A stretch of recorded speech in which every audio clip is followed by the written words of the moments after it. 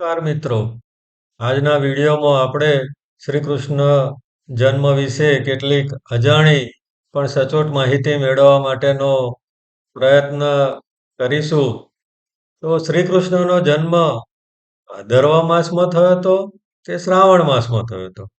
શ્રી કૃષ્ણ ભગવાન રાત્રે જ કેમ જન્મ્યા હતા? શ્રી કૃષ્ણ ભગવાનનો જન્મ રોહિણી નક્ષત્રમાં જ કેમ થયો હતો? માતા દેવકીને શ્રી કૃષ્ણનું બાળપણ માણવાનો કેમ મોકો ન મળ્યો? ભગવાન વિષ્ણુના અવતારનો શું ઉત્ક્રાંતિ સાથે કોઈ સંબંધ છે? ભગવાન શ્રી કૃષ્ણએ મનુષ્યને તેમના અવતારમાંથી શું શીખવા માટેનું કહ્યું? તો આ બધા પ્રશ્નોનો ઉત્તર મેળવવા માટે આપણે આજના વિડીયોમાં કંઈક પ્રયત્ન કરીશું. તો શું શ્રી કૃષ્ણ ભગવાનનો જન્મ કયા માસની અંદર થયો હતો? શ્રાવણ માસમાં થયો હતો કે ભાદરવા માસની અંદર થયો હતો? તો આપણું જે હિન્દુ કેલેન્ડર છે, તો હિન્દુ કેલેન્ડરની અંદર ગુજરાત જેવા રાજ્યની અંદર જે માસ હિન્દુ માસનો કેલેન્ડરના જે મહિના છે, એ અમાસ પછીનો જે પડવો આવે એ દિવસથી બદલાતા હોય છે. એટલે ગુજરાત જેવા રાજ્યની અંદર એ શ્રી કૃષ્ણ જન્મ એ શ્રાવણ મહિનાની અંદર કહેતા શ્રાવણ વદ અષ્ટમીના દિવસે રાત્રે 12 વાગે જન્મ થયો એવું મનાવવામાં આવે છે. જ્યારે હિન્દી ભાષી રાજ્યો જે ઉત્તર પ્રદેશ જેવા રાજ્યોની અંદર, રાજસ્થાન જેવા રાજ્યોની અંદર એ હિન્દુ માસ એ પૂર્ણિમા પછીનો જે પડવો આવે છે એ દિવસથી બદલાય છે. એટલે એ હિન્દી ભાષી રાજ્યોની અંદર શ્રી કૃષ્ણ જન્મ એ ભાદરવા મહિનાની કૃષ્ણ પક્ષની અષ્ટમીના દિવસે મનાવવામાં આવે છે. તો ફક્ત ગુજરાતી માસ અમાસ અને પૂનમે બદલાવા માટેની રીતિને લીધે થઈને જ જે શ્રી કૃષ્ણ જન્મ એ અમુક રાજ્યમાં શ્રાવણ માસની અંદર મનાવવામાં આવે છે, જ્યારે અમુક રાજ્યની અંદર એ ભાદરવા માસની અંદર મનાવવામાં આવે છે. શ્રી કૃષ્ણનો ભગવાન રાત્રે જ કેમ થયો અને રોહિણી નક્ષત્રની અંદર જ કેમ થયો? તો એની લિંક એ રામા અવતારની અંદર જોવા મળે છે. ભગવાન શ્રી રામનો અવતાર આપણે જાણીએ છીએ કે ચૈત્ર મહિનાની નવમીને દિવસે બપોરે 12 વાગે થયો હતો.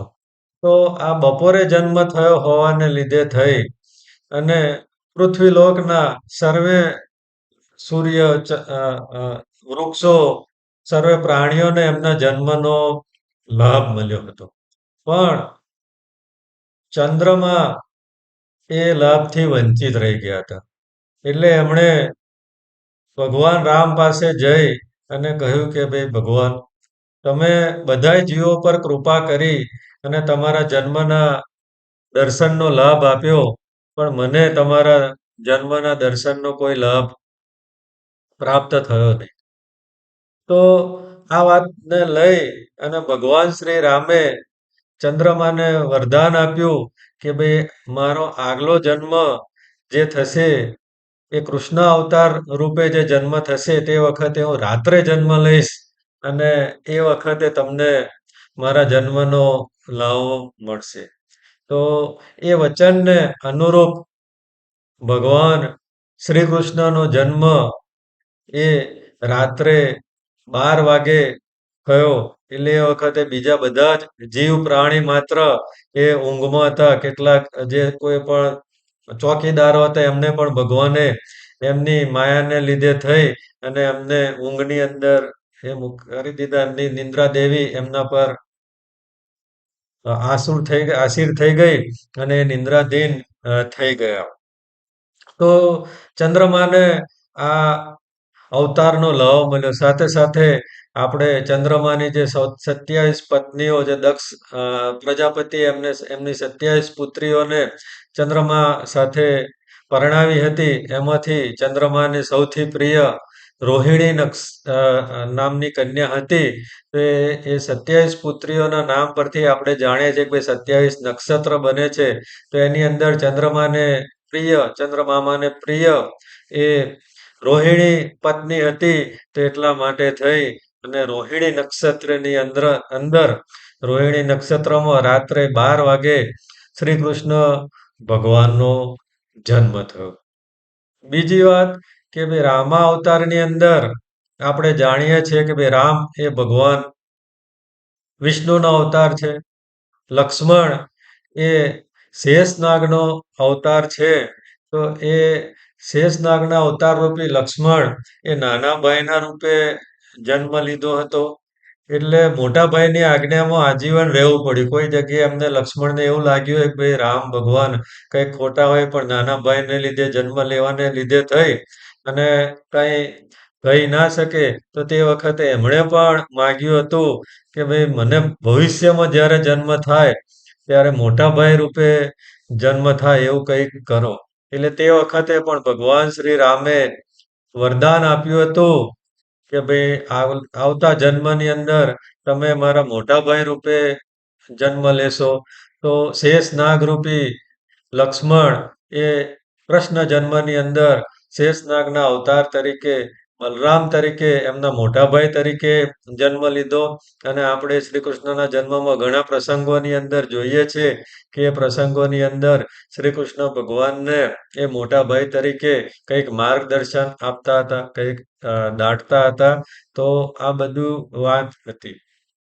ત્રીજી વાત કે માં કૈકેયીએ આપણે જાણીએ છીએ કે ભાઈ રામ માટે 14 વર્ષનો વનવાસ અને એમના પુત્ર એવા ભરતજી માટે એ અયોધ્યાનું રાજ માંગ્યું હતું.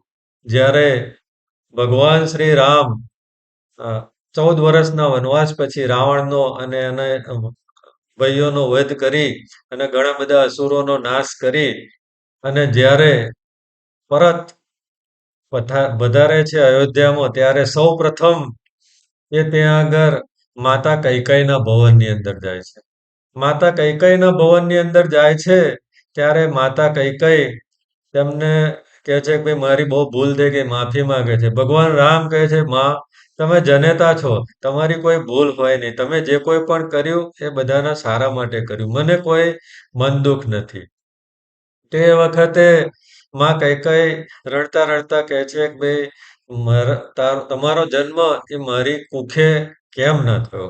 તો તે વખતે ભગવાન રામ એ માં કૈકેયીને વચન આપે છે ભાઈ આવતો મારો જે જન્મ છે એ તમારી કુખે થશે, પણ મારું બાળપણ તમને માણવા માટે નહીં મળે. એટલે આપણે સૌ જાણીએ છીએ કે ભાઈ કૃષ્ણ અવતારમાં શ્રી કૃષ્ણએ માતા દેવકીને કુખે જન્મ લીધો અને એમનું બાળપણ એ માતા યશોદાની સાનિધ્યમાં એમના લાડ પ્યારની અંદર સંપૂર્ણ રીતે પૂર્ણ થયું. તો આવી રામાવતાર અને કૃષ્ણ અવતાર વચ્ચેની સંલગ્ન કહાનીઓ છે. સાથે સાથે ભગવાન શ્રી કૃષ્ણએ કહ્યું છે કે રામા અવતારમાં મેં જે કોઈ પણ વસ્તુ કર્યું છે એવી રીતે તમારે વર્તવું. કારણ કે આપણે જાણીએ છીએ કે ભાઈ રામ એ પૂર્ણ પુરુષોત્તમ ભગવાન એ ત્યાં આગળ મર્યાદા પુરુષોત્તમનો અવતાર હતા. તો એ મર્યાદાની અંદર એમણે જીવન વ્યતીત કર્યું. તો એ મર્યાદાની અંદર જીવન વ્યતીત કરવાની આપણને શિખામણ આપે છે ભાઈ કેવી રીતે મર્યાદામાં રહેવું, માતા પિતાની આજ્ઞાનું કેવી રીતે પાલન કરવું, પત્નીનો કેવી રીતે લાડ પ્યાર કરો, ભાઈઓનો કેવી રીતે આદર સત્કાર કરો, ભાઈઓનો કેવી રીતે આજીવન ખ્યાલ રાખવો, કુટુંબનો કેવી રીતે ખ્યાલ રાખવો, પ્રજાનો કેવી રીતે ખ્યાલ રાખવો. આ બધી વસ્તુ એ રામા અવતારમાં આપણને એમણે જે ભગવાને જે કર્યું છે એ પ્રમાણે કરવાનું કહ્યું છે. સાથે સાથે કૃષ્ણ અવતારમાં ભગવાન શ્રી કૃષ્ણએ કહ્યું કે મેં જે કર્યું છે એવું તમારે કરવાનું નથી, પણ મેં જે કહ્યું છે એ પ્રમાણે કહ્યું છે કરવાનું છે. એટલે ભગવાન શ્રી કૃષ્ણએ ગીતાનો ઉપદેશ આપ્યો. તો ગીતાના ઉપદેશની અંદર જે કોઈ પણ વાત કહી છે એ પ્રમાણે આપણે વર્તવાનું છે. સાથે સાથે આપણે ઘણા બધા લોકો એમ કહે છે કે ભાઈ તમારો ભગવાન તો માખણનો ચોર હતો, ચોરી કરતા હતા, પણ એ ચોરી એ સામાન્ય વસ્તુની માખણની ચોરી એટલા માટે હતી કે ભાઈ ગોપીઓને શીખ આપવા માટેની વાત હતી. સાથે સાથે બધાને કે ભાઈ તમારા જે બાળક છે, તમારા જે સંતાન છે, એમનો તમે પહેલો ખ્યાલ રાખો. એમને ખવડાવો. બાકી એમની પાસે તો શ્રી કૃષ્ણ ભગવાનને ઘરે તો માતા યશોદાને ઘરે હજારો ગાયો હતી. તો એમને એવી કોઈ જરૂર નથી ભાઈ ચોરી કરવાની. પણ ગોપીઓને સંદેશ આપવાની વાત હતી કે ભાઈ પહેલો હક તમારું જે કોઈ પણ વસ્તુ છે, એનો પહેલો હક તમારા ખાવા પીવાની વસ્તુ પર બાળકનો છે. તો એ સંદેશ આપવા માટે થઈ, ગોપીઓને પ્રેમ આપવા માટે થઈને, પ્રેમ દક્ષિણા ભક્તિનો આનંદ આપવા માટે થઈ અને માખણની ચોરી કરતા હતા અને એ ગાયનું જે કોઈ પણ દૂધ, દહીં, ઘી એમના પર પ્રથમ હક એ તમારા સંતાનનો છે. ત્યાર પછી વધે તો તમે વેચી અને એની આજીવિકા માટે કોઈ રકમ મેળવી શકો. એ શીખ આપણને કૃષ્ણ અવતાર દ્વારા મળી છે. સાથે સાથે કૃષ્ણ અવતાર દરમિયાન એમણે ઘણા બધા અસુરોનો નાશ કર્યો. એ બાબતેની કહાની, વાર્તાઓ આપણને ખબર છે. બીજી એક અગત્યની વાત એ છે કે ભાઈ આપણા જે કોઈ પણ અવતારો થઈ ગયા, એ અવતારો અને ઉત્ક્રાંતિ વચ્ચે કોઈ સંબંધ છે કે નહીં? અને હોય તો શું છે? તો આપણે જે કોઈ પણ જાણીએ છીએ ઉત્ક્રાંતિવાદ એને અને ભગવાન વિષ્ણુના જે અવતારો છે એને બહુ ઘનિષ્ઠ સંબંધ છે. એ જ દર્શાવે છે કે ભાઈ આપણું હિન્દુ શાસ્ત્ર, આપણો હિન્દુ ધર્મ એ કેટલો જૂનો છે અને કેટલો એક્યુરેટ છે. આપણે જે હિન્દુ ધર્મના જે વિષ્ણુના 10 અવતારોની વાત કરીએ છીએ, એની અંદર એ અવતારોને અનુક્રમની અંદર જોઈએ તો આ એક ચિત્રની અંદર આપણને દર્શાવે છે કે પહેલો અવતાર એ માછલી રૂપે મત્સ્ય અવતાર.